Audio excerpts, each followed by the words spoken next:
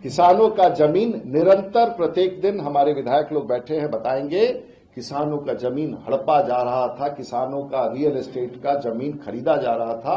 बेंगलोर के लोग आके जमीन खरीद रहे हैं सोनपुर में, कानपुर के लोग आके जमीन खरीद रहे हैं सोनपुर में। सिर्फ ये निर्णय सोनपुर और पटना के लिए नहीं है, ये बिहार के माननीय मुख्यमंत्री ने बिहार को दुनिया के पटल पर लाने के लिए ये निर्णय लिया है।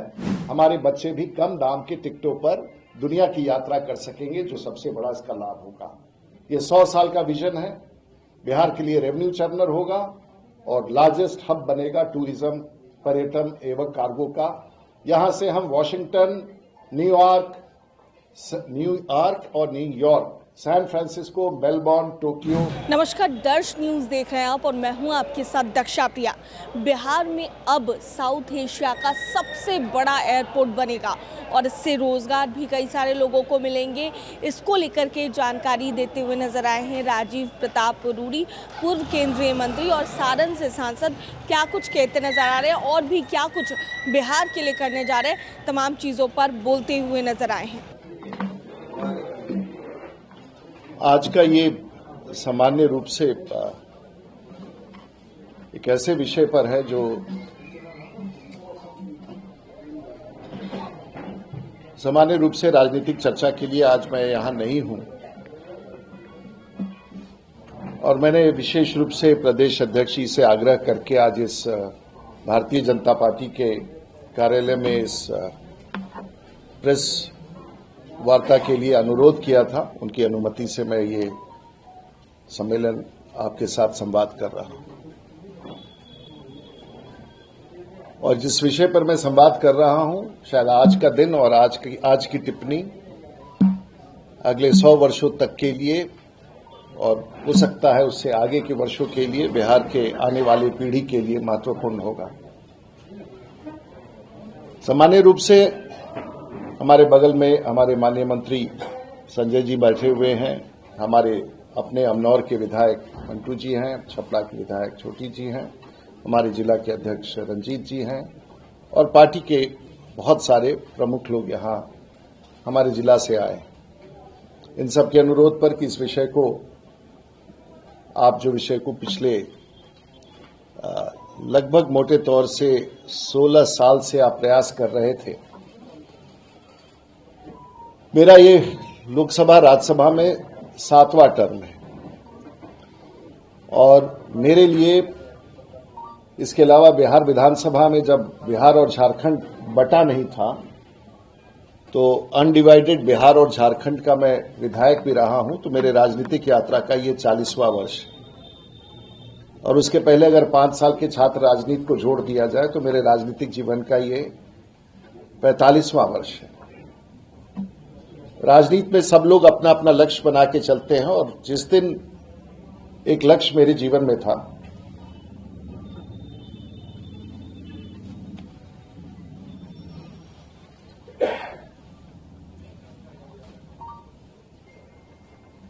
जिस दिन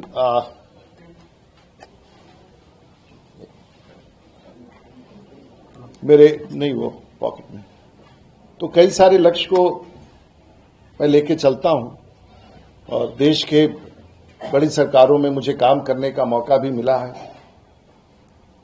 और अटल बिहारी वाजपेयी जी के सरकार में भी काम करने का मौका मिला, मोदी जी के सरकार में भी काम करने का मौका मिला, और भारतीय जनता पार्टी के राष्ट्रीय महामंत्री के रूप में भी, जो अपने आप में एक महत्वपूर्ण पद होता है भारतीय जनता पार्टी में, काम करने का मौका मिला, और पिछले 20-22 वर्षों से प्रवक्ता के रूप में काम करता रहा। और खास करके छपरा के लिए मैंने कई सारे संकल्प लिए थे, और राजनीति के कुछ मानक होते हैं। एक सरकार मानक और सरकार में आने के बाद मैनिफेस्टो से पूरा किया जाता है, और दूसरा मानक अपने जीवन का लक्ष्य होता है, जो आपके जाने के बाद भी एक इतिहास के दौर में लोग याद रख सके। मैं कोई बहुत बड़ा विशेषज्ञ नहीं हूं, मैं कोई बहुत बड़ा विद्वान नहीं हूं, लेकिन एक बार अपने राजनीतिक जीवन में ये बात मैं स्पष्ट रूप से लोगों को बताना चाहता था कि राजनीतिक लक्ष्य लेकर के अगर कोई चलता है, कोई समाज में कोई बड़ा काम करना चाहता है, तो वो संभव है। और ये ही प्रेरणा देकर के मैं आज इस प्रेस वार्ता में आपके बीच में आया हूं। कैबिनेट की बैठक होती है, अच्छा समाचार आता है, पहला दिन अखबारों में वो समाचार छप जाता है और फिर हम लोग आगे बढ़ जाते हैं। लेकिन कभी कभी कोई निर्णय ऐसा होता है जिसकी गहराई को मापना बड़ा कठिन होता है। और क्योंकि मैं अखबार में बहुत सारे ऐसे समाचार देख रहा था जो इस निर्णय के गहराई को माप नहीं पा रहा था, और हम सब सामान्य रूप से हवाई अड्डा की बात करते हैं और पूरी दुनिया में एक ऐसा पहल है जो पूरी दुनिया के उन मानचित्र पर उन शहरों का और इस देश का पूरा एक नया अध्याय देता है। और सबसे खासियत है कि हम सब पिछले 80 वर्ष से, मैं आने वाली पुरानी पीढ़ी और आने वाली पीढ़ी को बताना चाहूंगा कि आजादी के 80 वर्ष हो गए या अगले साल हो जाएंगे। और इस आजादी के आजाद भारत के इस बिहार में, और उसमें पुराना झारखंड भी शामिल था और कभी पश्चिम बंगाल भी शामिल था। ये जो कल बिहार के माननीय मुख्यमंत्री ने निर्णय लिया है, ये सिर्फ बिहार के लिए नहीं लिया है, ये सिर्फ झारखंड के लिए नहीं लिया है, ये सिर्फ पश्चिम बंगाल के लिए नहीं लिया है। ये निर्णय, और फिर मैं दोहराना चाहूंगा, ये निर्णय 35 करोड़ की आबादी का एक ऐसा निर्णय है जो अगले 5 वर्ष के भीतर आप भारत में एक सत्यता के साथ उभरते हुए देखेंगे। और ये निर्णय जिस प्रकार से दुबई हो, शारजा हो, जहां पूरे विश्व के लोग आकर के दक्षिण एशिया से, वेस्ट से, साउथ से आकर के हब बना के निकलते हैं, बिहार आने वाले 10 वर्ष के भीतर हम लोग अपने कार्यकाल में दक्षिण एशिया का सबसे बड़ा हब बनकर के विमानन क्षेत्र में उभरेगा। और वैसे ही स्वीकृति देश की सरकार ने और बिहार के माननीय मुख्यमंत्री ने दिया है। मैं आपके पास एक चार्ट देख के जाऊंगा, कुछ कागज में लेके आया हूं, और मैं आपको स्पष्ट रूप से बताना चाहूंगा कि यह निर्णय बिहार के बहुत सारे अच्छे निर्णयों के बीच में एक ऐसा निर्णय है जो प्रत्यक्ष रूप से बिहार के लोग पूरी दुनिया में अगले 5 वर्ष के भीतर पूरी दुनिया को दिखा सकेंगे कि बिहार का लक्ष्य जो भारतीय जनता पार्टी, एनडीए और जनता दल ने तय किया है, वो सचमुच धरती पर परिवर्तित होकर के इस राज्य में दिखेगा। बाकी कई सारे अच्छे काम हो रहे हैं, सेमीकंडक्टर्स पर होंगे, सड़कों में होंगे, ये सब सामान्य रूप से, लेकिन ये विषय और इसकी शुरुआत आज की नहीं है। और कुछ तथ्य ऐसे हैं जो शायद आप लोग जानना चाहें, नहीं भी जानना चाहेंगे तो आगे भविष्य में आप इसका उपयोग कर सकते हैं। यदि बिहार राज्य से आग्रह करके माननीय मुख्यमंत्री जी से मैंने ये आग्रह किया कि जो जेपी सेतु है वो 2 लेन का है, इसे बढ़ा के 6 लेन किया जाए, तो उत्तर बिहार को जोड़ने के दृष्टिकोण तो था ही था। मेरा लक्ष्य सोनपुर को सबसे पहले जोड़ने का था और वहां 8,000 करोड़ का निवेश, काम शुरू है, अगले 3 साल में पुल का निर्माण हो जाए। अगर बिहार के माननीय मुख्यमंत्री से मैंने आग्रह किया कि दिगवारा से शेरपुर का पुल का निर्माण हो, तो 10-12 किलोमीटर के भीतर दुनिया में कहीं नहीं होगा कि 6,000 से 8,000 करोड़ के पुल का निर्माण। वो भी सब लोगों ने यह समझा कि ये लक्ष्य है उत्तर बिहार को जोड़ने का। मैं तो ऐसे भाग को पटना से जोड़ रहा था जो किसी को अनुमान नहीं था कि वो आने वाले दिनों में भारत का सबसे बड़ा केंद्र बिंदु होकर उभरेगा। ये दोनों काम प्रारंभ हो गए। अगर बाकरपुर डुबरिया घाट का 18 किलोमीटर मार्ग, ये विषय आप नहीं समझेंगे, लेकिन जब 1 साल के भीतर जब उस पथ पर निकलेंगे तो आज का ये रिकॉर्डिंग तब आप उलट करके देखेंगे। वो हाजीपुर होकर जाने वाले सड़क को मैंने छपरा में प्रवेश कराया और इस हवाई अड्डा पर जाने का मार्ग भारत सरकार से पहले ही निर्माण करके स्वीकृत करा दिया है, जिसका निर्माण का कार्य शुरू हो चुका है। और आज के तारीख में, आज से 10 दिन पहले बिहार सरकार ने दिगवारा से निकल करके north ring road, south ring road का काम पूरा हो चुका है, नॉर्थ रिंग रोड की भी स्वीकृति प्राप्त हो गई है, जो इस हवाई अड्डे के ऊपर से निकल करके हाजीपुर तक जाएगा। और उसी के बगल से एक और 3000 करोड़ की लागत से बांकरपुर डुमरिया घाट, जिसको माननीय मुख्यमंत्री जी ने स्वीकृति दी, अपने प्रगति यात्रा में उसका स्वीकृति दिया। गोपालगंज जाने वाला मार्ग, जो यहां से गोपालगंज आप 45 से 50 मिनट पर पहुंच सकेंगे, उसकी भी योजना कार्यान्वित की गई है। और ये हवाई अड्डा इन सब चीजों के बीच में है। मैं आभार व्यक्त करना चाहूंगा अपने विधायकों को और छपरा की जनता को कि किसी को अनुमान नहीं था, कि सुनी सुनी बात थी, लेकिन किसी को ये नहीं पता था कि ये निर्माण कहां होना है। आप सब लोग पत्रकार हैं, प्रत्येक दिन हवाई अड्डे पर, वैसे तो बहुत सारे पत्रकार नहीं आए जो हवाई अड्डे पर लिखते हैं, लेकिन ये किसी को नहीं पता है कि पटना हवाई अड्डा जहां आप उतरते हैं, उसके एरिया के बारे में अगर किसी पत्रकार को यहां पता हो तो आप बता दें।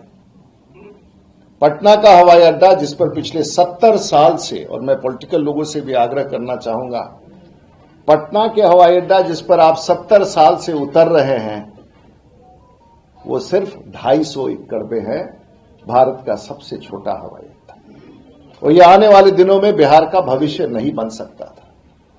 ईश्वर की कृपा से मैं दुनिया का अकेला पायलट हूं जो बड़े विमानों को उतारता हूं। और प्रत्येक दिन जब इस यात्रा का समापन पटना में होता है और जो ब्रेकिंग होती है और जो झटका लगता है, ये हजारों हजार उड़ानें इस प्रकार से पटना में उतरती रही हैं। और पटना हवाई अड्डा एक कठिन हवाई अड्डा माना जाता है, और स्वाभाविक तौर से जो सबसे कठिन है, वहां से उतारने वाला उस कप्तान की परख भी पकड़ी जाती है कि सबसे अच्छा कप्तान पटना में वही उतारता है जो विमान को अच्छी तरह से उड़ा सकता है। उसमें आपका सांसद राजीव प्रताप रूडी भी है। लेकिन ये कोई बड़ी बात तो हो सकता है, और देश के प्रधानमंत्री नरेंद्र मोदी ने मुझे मौका दिया था, वाजपेयी जी ने मौका दिया था। देश में मेरे राजनीतिक जीवन का हमेशा एक सबसे बड़ा चुनौती था, और बिहार की जनता को मैं ये जरूर बताना चाहूंगा, मेरे लिए सबसे बड़ा चुनौती था कि आज से 2001 में देश के सबसे बड़े एयरलाइन जो पूरे भारतवर्ष में है, उसकी शुरुआत राजीव प्रताप रूडी ने की थी। डेक्कन एयरलाइंस की शुरुआत राजीव प्रताप रूडी ने की थी।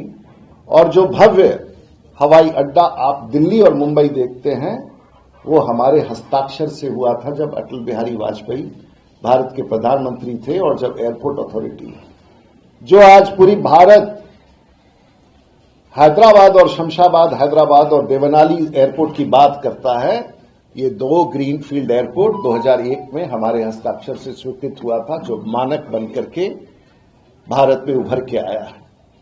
मुंबई एयरपोर्ट जो ब्राउनफील्ड एयरपोर्ट था, जिसे एयरपोर्ट अथॉरिटी से लेकर के प्राइवेटाइज किया गया, ये हमारे हस्ताक्षर से और देश के प्रधानमंत्री अटल बिहारी वाजपेयी के नेतृत्व में हुआ था। मुझे इस बात का हमेशा एक कटोच था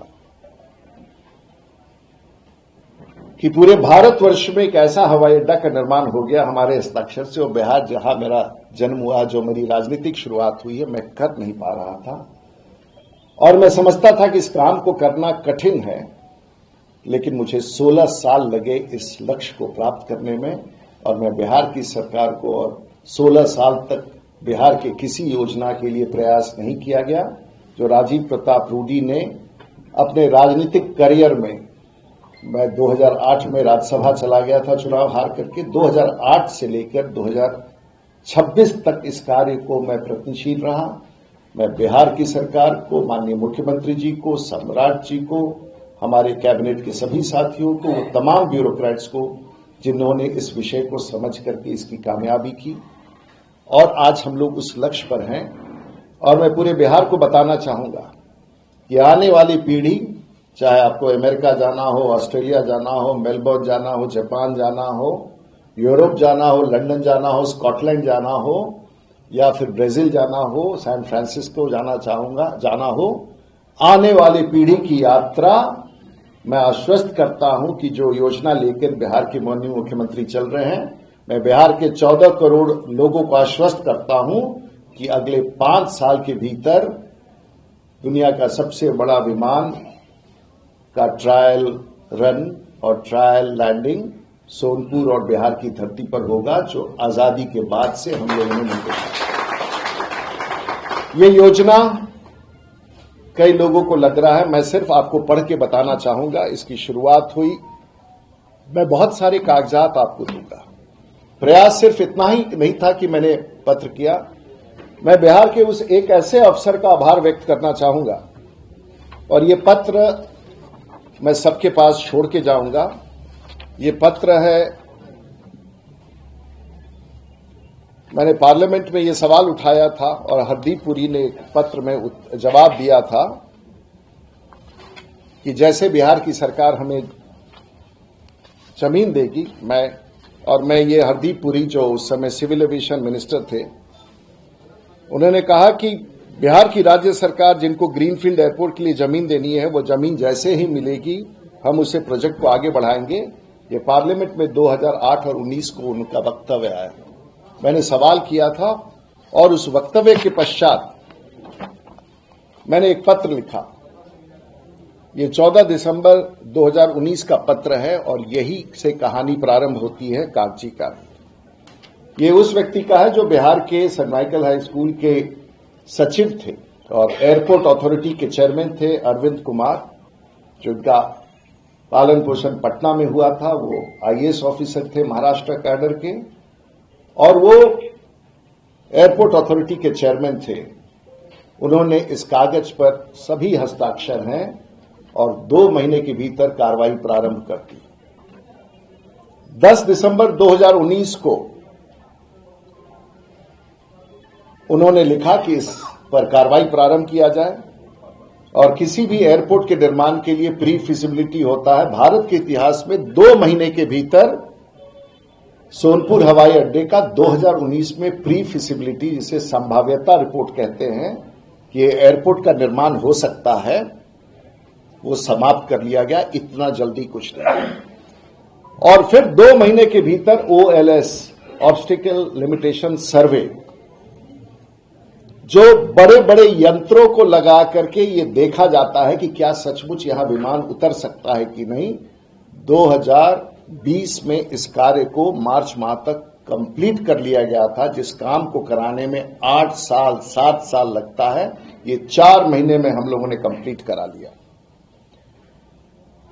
और उस दिन तय हुआ, उन लोगों ने कहा, और ये मैं फिर आपको बताना चाहूंगा कि किसी ने नहीं जाना किसी को जानकारी नहीं है कि ये हवाई अड्डा जो आप 4200 मीटर लिख रहे हैं, ये सब आप अनुमान पर लिख रहे हैं। जिसको जहां जो कुछ समझ में आ रहा है लिख रहे हैं, स्वाभाविक है, लिखना चाहिए।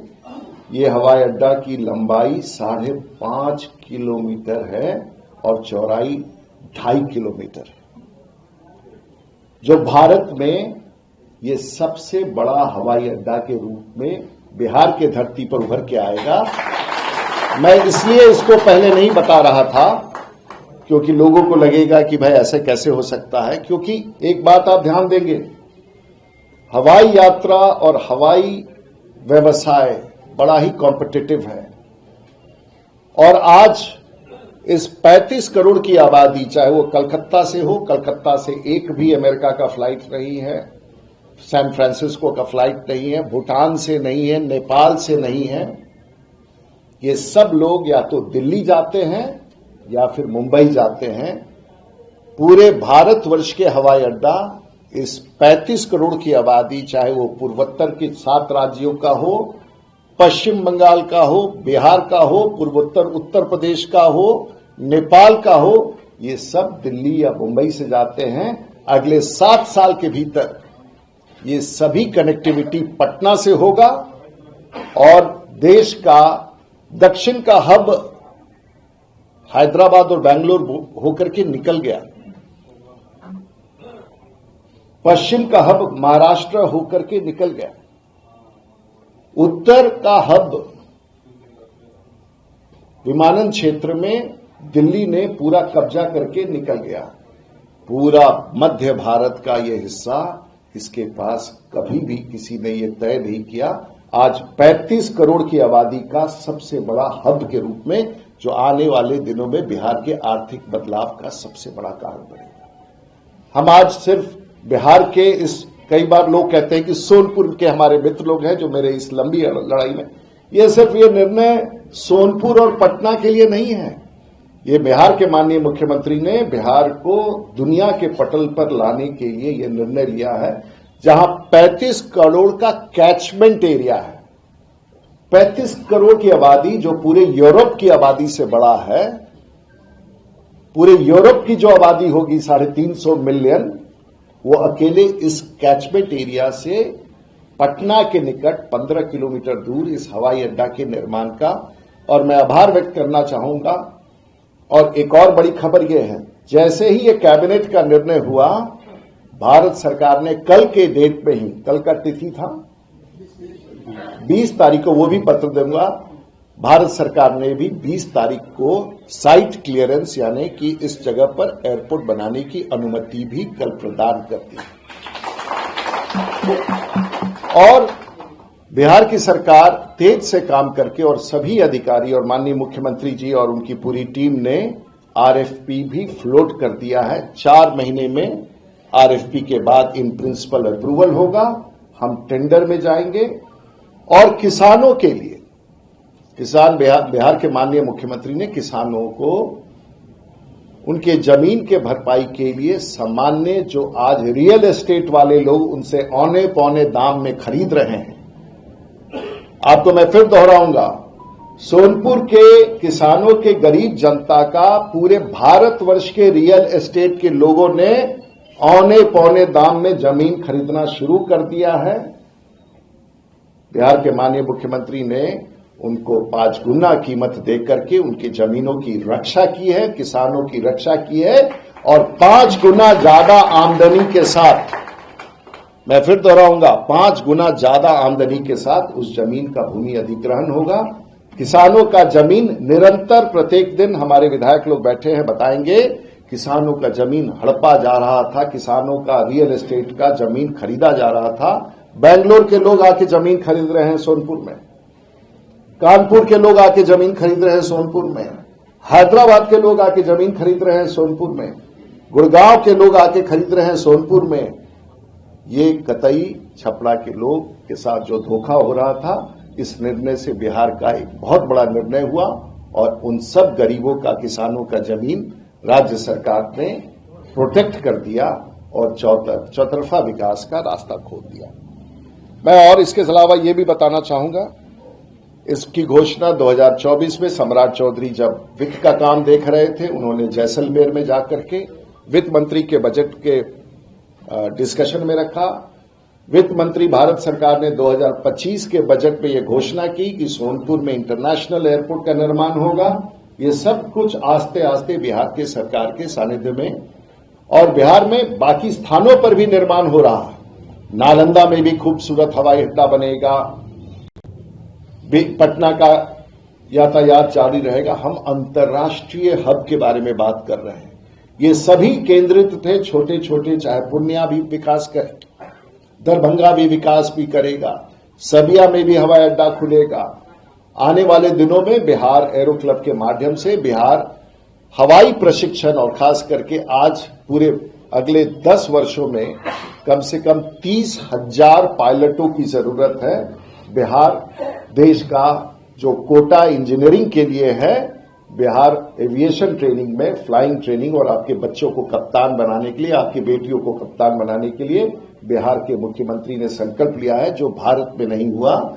जब पढ़ाई पढ़ने के लोग जो ऑस्ट्रेलिया, इंग्लैंड और अमेरिका जाके, फ्लोरिडा जाके ट्रेनिंग करते थे, बिहार अगले 5 से 10 वर्ष के भीतर कोटा जो इंजीनियरिंग के लिए है, कप्तान और पायलट के लिए बिहार की संभाव्यता सबसे बड़ी मानी गई है, और एक बहुत बड़ी उपलब्धि है। मैं आपको सिर्फ एक और बात बताना चाहूंगा। प्री बजट मीटिंग में इसकी घोषणा की गई। कुछ आंकड़े मैं आपको देना चाहूंगा, शायद ये पत्रकारों को मैं बाद में दे दूंगा, इसे जरूर पढ़िएगा। आपको लगता है ये 4200 एकड़ तो एयरपोर्ट का है, इसके अलावा भी बहुत कुछ होना है।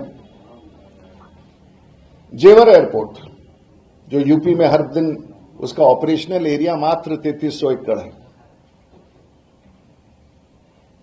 छत्रपति शिवाजी महाराज इंटरनेशनल एयरपोर्ट, याद रखिएगा, हमारा जो स्वीकृति हुआ है, माननीय मुख्यमंत्री जी ने किया है, वो 4200 एकड़ है। फिर से मैं दोहराना चाहूंगा, बिहार में इतना बड़ा निर्णय कभी नहीं हुआ है, 4200 एकड़। और धन्यवाद माननीय मुख्यमंत्री जी को। बंबई एयरपोर्ट जिसके बारे में आप बात करते हैं, उसका एरिया कितना है? 1520 एकड़।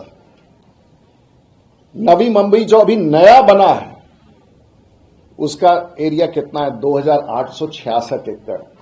बिहार का सोनपुर 4200 एकड़। मोपा जो मनोहर पारिकर के नाम पर बना है गोवा में, उसका एरिया कितना है? 2132 एकड़। बिहार 4430 एकड़। डाबोलिम जो वर्तमान में जहां से अंतर्राष्ट्रीय और उसका कैपेसिटी 4.47 मिलियन है। डाबोलिम जहां अभी तक गोवा में आप उतरते रहे हैं, वो 1700 एकड़। अभी चंद्रबाबू नायडू ने जो बनाया है वहां आंध्र प्रदेश में, चंद्रबाबु नायडू जी हैदराबाद का जो एयरपोर्ट बना, उन्होंने बनाया है, उसका एरिया जो अभी भोगापुरम, जहां से हमारे देश के civil aviation minister Ram Mohan Naidu भी है, 2800 एकड़। बैंगलोर बड़ा है, 4000 एकड़। चेन्नई एयरपोर्ट 1300 एकड़। कलकत्ता एयरपोर्ट 2640 एकड़। अब चले आइए अंतर्राष्ट्रीय हवाई अड्डों में। जकार्ता जो दक्षिण एशिया में माना जाता है, इंडोनेशिया का 4200 एकड़। वियतनाम 2100 एकड़। मनीला 1730 एकड़। चांगी एयरपोर्ट सिंगापुर 3200 एकड़। हांगकांग इंटरनेशनल 4700 एकड़। ताइवान 4700 एकड़। बाली 730 एकड़ और कोलंबो 1000 एकड़। ये सोच है बिहार के मुख्यमंत्री का कि आने वाले 100 साल क्यों, आने वाले 1000 साल के लिए नागरिक विमानन क्षेत्र में जो बिहार छूटा रहा, देश का सबसे बड़ा निर्णय। मैं आपको कुछ एक और तथ्य बता दूं। मैं इसलिए ये अनुपातिक तौर पर आपको बता रहा हूं, इसके मानक क्या होंगे, लेकिन एक बात बता दूं, भारत सरकार ने मोटे तौर से इसकी स्वीकृति 2020 में दे दी थी और उसका पत्र मेरे पास है। ये 2020 में हमारा हवाई अड्डा स्वीकृत हो गया था और मैं आभार व्यक्त करना चाहूंगा, मुझे थोड़ा वक्त लग गया सबको बताने में कि ये स्वीकृत योजना को आप लगा दें। मुझे खुशी है कि मैंने अपने मित्रों से, अपने सभी वेलविशर से, जनता दल यूनाइटेड के सभी नेताओं से, सभी एमपी से मैंने बार बार बताया कि ये सोनपुर, छपरा और रूडी जी का नहीं है, ये पूरे भारत का है और पूर्वोत्तर का है। थोड़ा वक्त ज्यादा लग गया, इसकी स्वीकृति 2020 में आ चुकी थी और मुख्य सचिव को वो पत्र प्राप्त हो चुका था। थोड़ा वक्त लग गया ज्यादा। अगर ये पूरा हो गया होता तो शायद आज मैं आज पटना में उतरा हूं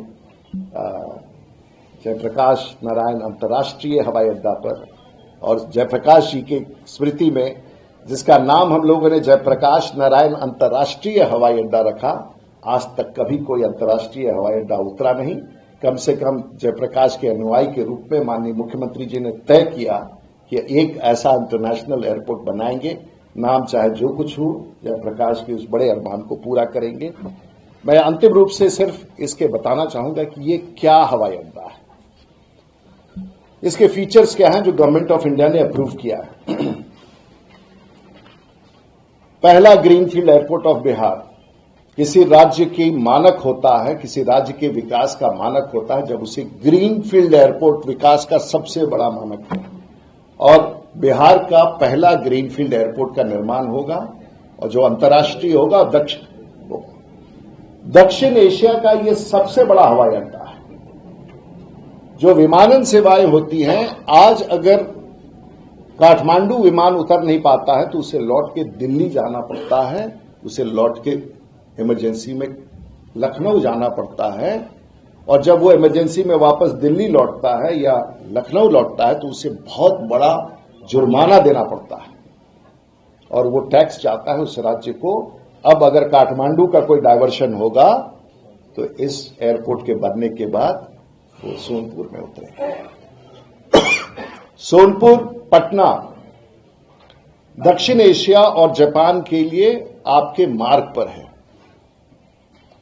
अभी कभी भी इस प्रकार का इमरजेंसी होता है, यहां से 38,000 फीट पर जो अंतर्राष्ट्रीय हवाई अड्डा और विदेश का जब कोई विमान इमरजेंसी में उतरता है तो उस पर जुर्माना बहुत ज्यादा होता है और कम से कम प्रत्येक रात को आपके बिहार के ऊपर से 300 विमान सेवाएं अंतर्राष्ट्रीय क्रॉस करती हैं। उनका डायवर्शन या तो कलकत्ता है, लखनऊ है या दिल्ली है। सबसे बड़ा आकर्षण और सबसे बड़ा डायवर्शन का बिंदु बिहार बनेगा। वो एक बहुत बड़ा अपने आप में और अंतर्राष्ट्रीय मैप पर, एविएशन मैप पर बिहार और पटना अब जाकर के उभरेगा जो आज तक 75-80 साल में नहीं था। कोड ई एयरक्राफ्ट, कोड ई एयरक्राफ्ट उसे कहते हैं जो बोइंग 747, 380s और अभी तक दक्षिण एशिया में और भारत में बंगाल, झारखंड, इस किसी एरिया में इस बड़े विमान को उतरने का प्रावधान है ही नहीं।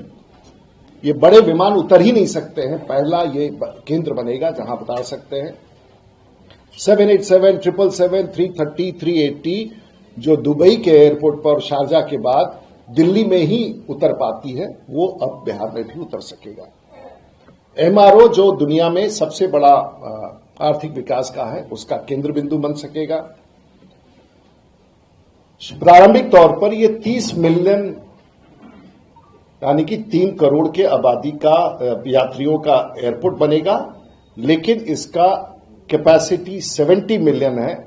मैं थोड़ा दुर्भाग्य व्यक्त करना चाहूंगा, पटना आज 8 मिलियन की तरफ बढ़ रहा है। जब बेंगलोर हवाई अड्डा और हैदराबाद हवाई अड्डा जब बंद किया गया, वहां 7 मिलियन पैसेंजर थे और जब हवाई अड्डा शहर से निकल करके बैंगलोर इंटरनेशनल एयरपोर्ट की तरफ गया तो आज 30 मिलियन लोग वहां से जाते हैं, यानी कि पूरे दक्षिणा और हैदराबाद से लगभग 40 मिलियन। अगर हम लोगों ने इस काम को पहले किया होता तो शायद ये कामयाबी मिलती, लेकिन आने वाले दिनों में हमारा जो ये हब है ये 30 मिलियन यात्रियों के लिए प्लान किया जाएगा और लक्ष्य 100 मिलियन तक है जिसका हम लोगों ने लक्ष्य रखा है।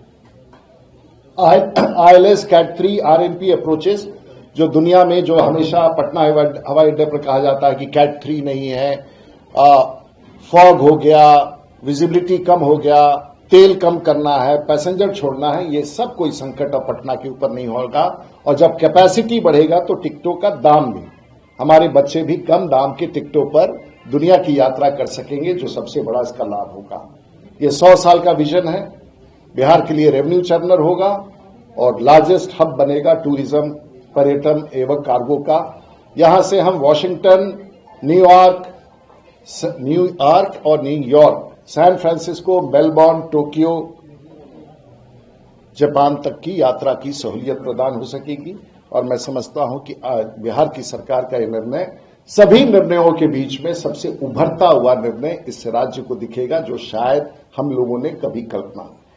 बहुत विस्तार से दिया है, बहुत सारे तकनीकी विवरण हैं, अगर आपके बहुत सारे विषय हैं और मैंने तय किया है कि मैंने अपने राजनीतिक जीवन में आज छपरा की धरती पर, और छपरा के लोग बता सकते हैं, आज छपरा की धरती पर 37,000 करोड़ रुपया का काम चल रहा है। मेरे गांव में यहां से जो 70 किलोमीटर दूर है, बिहार के किसी गांव में नहीं। और हमारे अध्यक्ष जी बताते हैं, हम अपने गांव में, अपने घर में गैस पाइपलाइन से हमारे घर में खाना पकता है, जो छपरा की जनता बता सकती है। हमारा लक्ष्य है कि छपरा में 3.5 लाख घरों में, जो भारत में और दुनिया में किसी भी घनत्व में ऐसा नहीं है जो हम लोग करते। सारण जिला अपने आप में और नए पटना का स्वरूप उभर के आएगा। बहुत सारी योजनाएं हैं, नेशनल हाईवेज का है, रोड्स का है, वाटरवेज का है, सब कुछ चल रहा है, लेकिन एयरपोर्ट उसमें सबसे बड़ी उपलब्धि होगी बिहार की सरकार का। और मैं समझता हूं कि मेरी पार्टी ने मुझे ये मौका दिया है, हमारी सरकार ने, जनता दल यूनाइटेड के नेताओं का भी, बिहार के मुख्यमंत्री, देश के प्रधानमंत्री के बड़े लक्ष्य के साथ। इस उम्मीद है कि 2029 अगले पार्लियामेंट के चुनाव के पहले तो शायद थोड़ा कम समय लगेगा, लेकिन हमारा ये लक्ष्य रहेगा कि 2029 तक ये हवाई अड्डा के कार्य पूरा कराने का जो लक्ष्य बहुत टाइट है। और आप सबका आभार, शायद ये तकनीकी विषय पर इस प्रकार का पत्रकार सम्मेलन बिहार में और खास करके बीजेपी ऑफिस में पहली बार हुआ होगा। अब आप स्वतंत्र हैं, बहुत सारे विषय और भी थे, आप स्वतंत्र हैं सवाल पूछने के लिए। सर, आपने जैसे कि कहा कि एजुकेशन सेक्टर है जो काफी कॉम्पिटिटिव सेक्टर है, तो इस केस में क्या इस प्रोजेक्ट के लिए कोई इंटरनेशनल कमिटमेंट है, इंटरनेशनल जो कैरियर्स हैं कमिटमेंट या एमओयू है ताकि ये इंफ्रास्ट्रक्चर गैम्बल ना आए? इंफ्रास्ट्रक्चर के साथ वो सभी समझौते भारत की सरकार ट्रैफिक के लिए करेगी। सर, अभी टेंडर होना बाकी है, लेकिन क्या कोई टाइम फ्रेम सेट किया गया? थोड़ा सा वक्त दीजिए, बिहार की सरकार तय करके बताएगी, मैं इस पर कोई टिप्पणी नहीं कर सकता। ये गलत है। पांचवा आप क्यों कह रहे हैं? किसने कहा ये पांचवा है? दक्षिण एशिया का सबसे बड़ा है। आप पांचवा कह के किससे पीछे जाना चाहते हैं? दक्षिण एशिया का सबसे बड़ा है। आपको मैंने सभी आंकड़े दे दिए हैं। और बहुत सारे हवाई अड्डा ऐसा है जिसका घोषणा तो है, लेकिन जोड़ जोड़ के बनाया गया है। एक छक में इतना बड़ा एयरपोर्ट नहीं है। ये मेरे नजर में दक्षिण एशिया का सबसे बड़ा हवाई अड्डा बनेगा। फिर आप उसको पांचवा, मुझे समझ में नहीं आ रहा है पांचवा किस बेसिस पर इसको आप लोग कह रहे हैं। हमें पता नहीं अखबार इसको पांचवा क्यों लिख रहा है। मैं तो नंबर 1 हूं साहब। कहां से आया ये पांचवा? बेसिस क्या है उसकी पांचवा बनाने का? जी और कोई विषय? ऐसा तो पत्रकार सम्मेलन देखा ही नहीं जो सवाल ही नहीं पूछ रहे। सारा आपने बता ही दिया।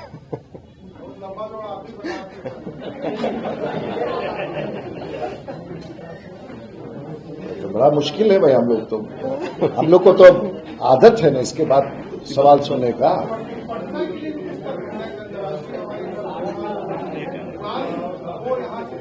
नहीं संभव है, नहीं संभव है। आप कुछ भी कर लेंगे, नहीं संभव है।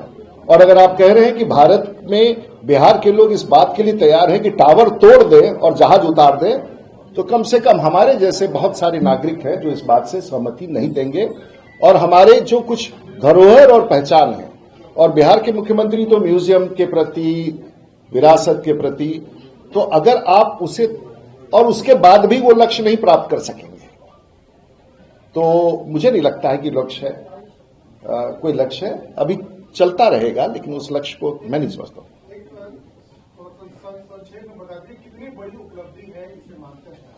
मेरे राजनीतिक जीवन का एक बड़ा लक्ष्य है, और मैं अपने राजनीति में जब भी बाहर निकलूंगा तो कम से कम आज मुझ में इस संतोष है कि एक प्रोजेक्ट को मैंने पायलट किया, इसको कंसीव मैंने किया, इसको पूरी योजना का कॉन्सेप्ट ही मैंने तैयार किया और आज बिहार की सरकार ने कार्यान्वित किया।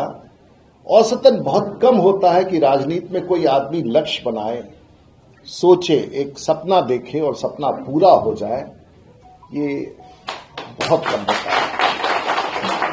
मेरे लिए इससे बड़ा राजनीतिक जीवन में नहीं है। मैं यहां का विधायक रहा हूं, मेरा 40वां वर्ष है। अपने राजनीतिक जीवन के 40वें वर्ष में अगर बिहार के लोगों को और दुनिया भर में बसे लोगों को बिहार में, अगर मैं इससे ज्यादा मेरे लिए इमोशनल कोई बात नहीं। मुझे इससे बड़ा, लोग अपने कंपनी बनाते हैं, अपने फैक्ट्री बनाते हैं, अपने ये बनाते हैं, अपने वो बनाते हैं और उसको बढ़ाते हैं।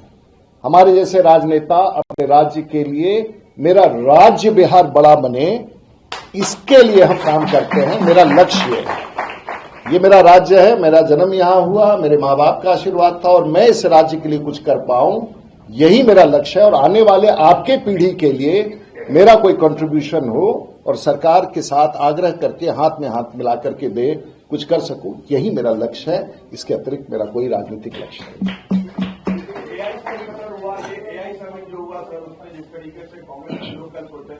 कई लोगों ने बयान दिया, ये अशोभनीय है और मुझे लगता है कि एआई समिट में जिस प्रकार का व्यवहार हुआ, ये भी भविष्य है और देश के प्रधानमंत्री ने इस लक्ष्य को रखा है।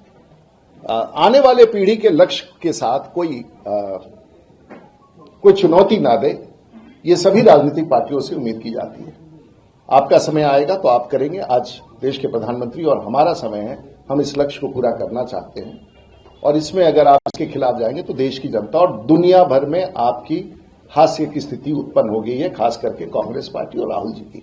धन्यवाद। तो सुना आपने क्या कुछ कहते नजर आए हैं राजीव प्रताप रूडी। उन्होंने साफ तौर से बताया है कि एयरपोर्ट बड़े तौर पर जो है वो बिहार में बनने जा रहा है। इसके अलावा 6 लेन पुल भी बनेंगे सोनपुर से जो कनेक्ट होगा, और कनेक्टिविटी को लेकर के क्या कुछ बातें कहते नजर आए हैं, रोजगार को लेकर क्या कुछ बातें कहते नजर आए हैं, तमाम चीज़ों पर आप सुन रहे थे। इसके अलावा मुख्यमंत्री नीतीश कुमार की खूब तारीफ करते भी नजर आए। कैमरा पर्सन बबलू के साथ मैं दक्षा प्रिया, दर्श न्यूज़ पटना।